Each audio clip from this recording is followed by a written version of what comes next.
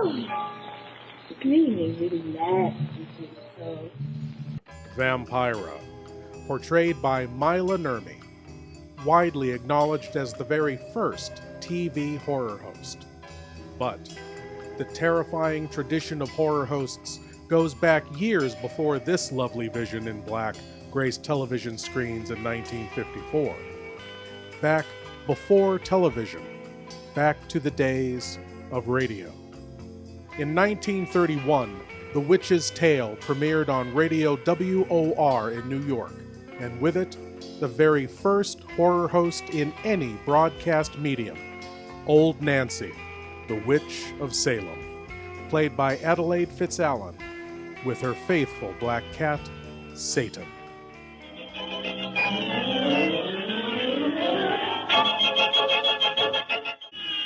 The Witch's Tale.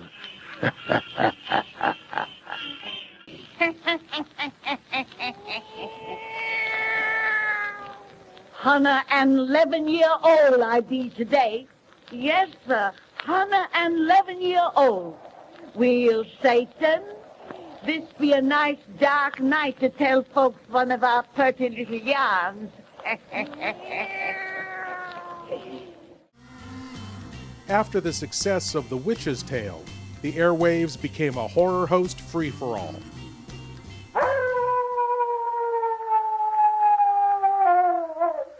Now, the Hermit.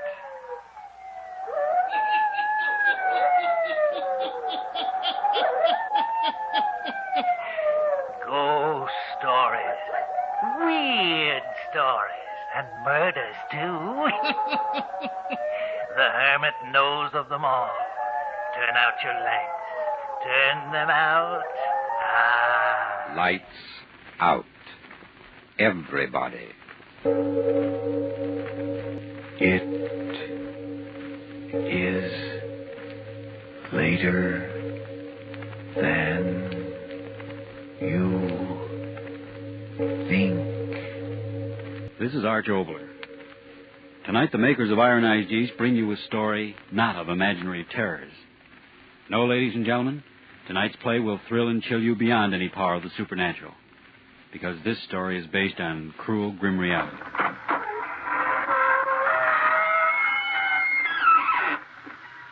Good evening, friends of the Inner Sanctum. This is your host inviting you through the squeaking door for another episode in the Eerie.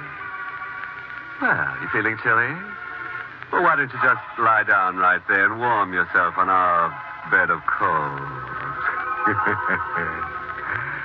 Oh, dear. We feel a little sad this evening. Our pet vampire, Hubert, is straight off the premises. Poor Hubert, he's sort of stupid. Partly bats, you know. It wasn't long until the great stars of horror cinema joined in.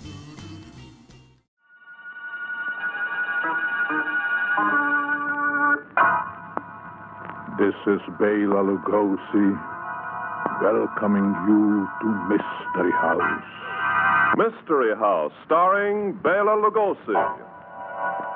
Are you one of the frightened? Do you whistle past the graveyard? Well, then perhaps you're really like the rest of us. Mystery in the Air, starring Peter Lorre. Ladies and gentlemen, there are two kinds of stories. Those you can take to bed with you and they relax you and put your mind at ease. And then there's the other kind. Yes, and in 1950, the horror host tradition came into a whole different kind of storytelling. My father had been instrumental in starting comic books back in the 30s, and he had a whole stable of comics, which included The Flash and Wonder Woman and a number of others, and he sold out his entire business to D.C. He then went back in business and started little comic books for children. He called the outfit Educational Comics. When Max Gaines was killed in an accident, Bill, who was planning to be a chemistry teacher, decided to concoct his own comic book formula. He changed the name to Entertaining Comics and started publishing Western, war, and crime comics. But in 1950, editor Al Feldstein conducted a creepy experiment in an issue of crime patrol. We introduced the Crypt of Terror. And I kind of based it on what I envisioned when I used to listen to Art Choblin's Lights Out or The Witch's Tale on radio. EC artists were among the most talented in the history of comic art, and original artwork from their horror books has sold for as much as $10,000. But the ones most responsible for EC's success may have been its nefarious trio of nightmare narrators.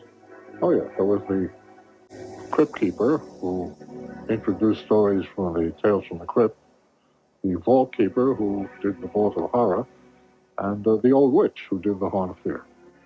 The Galunatics went right for the jocular vein, with a combination of wicked wit and putrid puns that pushed the stories along to their gruesome conclusions. Then in 1954, Vampira came to TV, with her own brand of wicked wit and putrid puns.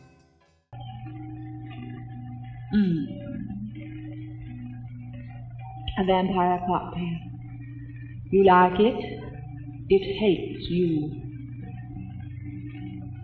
I've had several letters asking whether olives or cherries should be used in making my cocktail. Well, actually, neither is necessary, since they'd only disintegrate upon being put into the cocktail. However, if you want to use some garnish, you can drop in an eyeball, if you happen to have an extra one around the house. In 1957, the Shock Theater movie package was released to television. For the first time, the 1930s and 40s Universal Studios horror classics, Frankenstein, Dracula, The Wolfman, and others, would be broadcast into the public's living rooms. TV stations across the country realized that such spooky fare required unique hosts. Well, I'm Zachary, by the way. We'll have our grand party here this evening, boy. We'll just put you back up here where you belong here. Yeah? Oh, listen, group. Somebody wrote in and said they don't care for Golardi. Just call. Not only do they not care for him, but their whole bridge club hates him. Bridge? Good evening. Welcome to Morgus Presents. Oh, good evening, my fellow intellectuals. Another evening of scientific revelations will unfold across your television screens tonight. And in the 1970s, the Creature Features movie package came to TV and helped create this beloved Bay Area institution.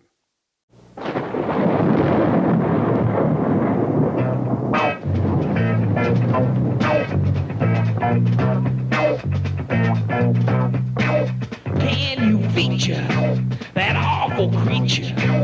Can you feature that ugly creature? Creature features and feature features about creatures. Creature features. Now the strangest thing about this show on Tune is its host, Bob Wilkins, and he brings it to you. From radio, to the comic book pages, to television, and now to the internet and streaming channels, horror hosts continue to guide us through our waking nightmares with a chill and perhaps a few laughs. Where the terrifying tradition of horror hosts goes next is, as always, up to you, the fans.